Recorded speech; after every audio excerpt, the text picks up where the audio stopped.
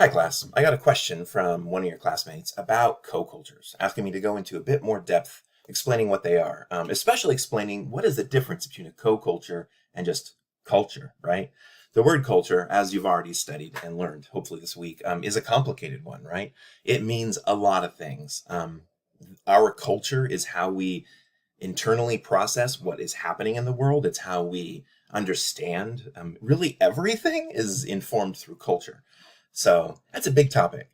What we're talking about with co-cultures, we used to call them subcultures, and they are these smaller identity groups that exist within the dominant culture. So let's talk about America. America's dominant culture is really hard to nail down as far as other countries. It's usually easier, but America's melting pot attempt at being a melting pot, I believe, makes that difficult. It's easy to identify, I think, in America, subcultures or co-cultures, as they're called.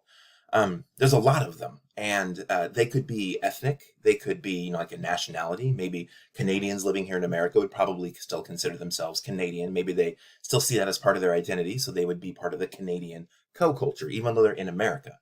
There's lots of them. I'm sure you've watched the other video where she explains the other professor explains what co-cultures are, and she gives some examples of her own co-cultures. I can give you some examples of mine. I have a lot. I think you do too. As a gay man, there's a whole bunch of things that I'm involved in with that. I used to play softball in a gay softball league, and that was huge. We practiced once a week. We had games once a week, twice a week. It was a big deal. So it was part of my identity. So I considered myself part of that co-culture. I don't play anymore because the pandemic kind of ended that.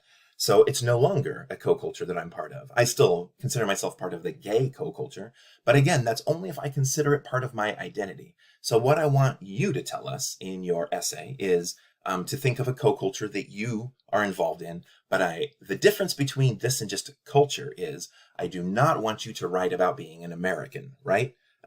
That's too broad, right? And that's not interesting enough. In America, being an American means so many different things that I think it's far more interesting to talk about our co-cultures. So those could be religion, if you're involved in a religious organization and it's part of your identity. Could be hobbies if they're part of your identity.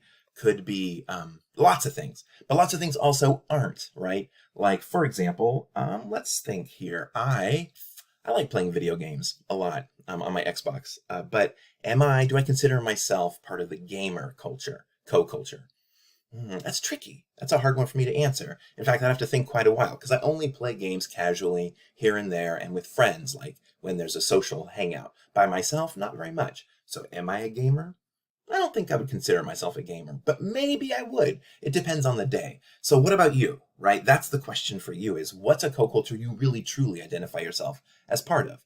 I also love anime. That's a big part of my identity. I've always loved it. It's what originally got me into studying Japanese.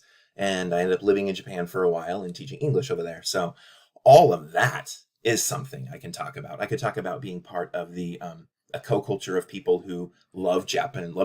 I'm not sure what we call that, but something about that I could talk about. I could talk about the anime aspect in particular, because that is a big part of what brought me in, right? There's a lot that you probably do in your life. When you think of who you are, what is your identity? Think about those things, what words you would use to describe yourself, and look in there. You probably can find at least one or two co-cultures that you could write about. If you have any questions or you want help with this, just let me know and I can talk with you. Good luck.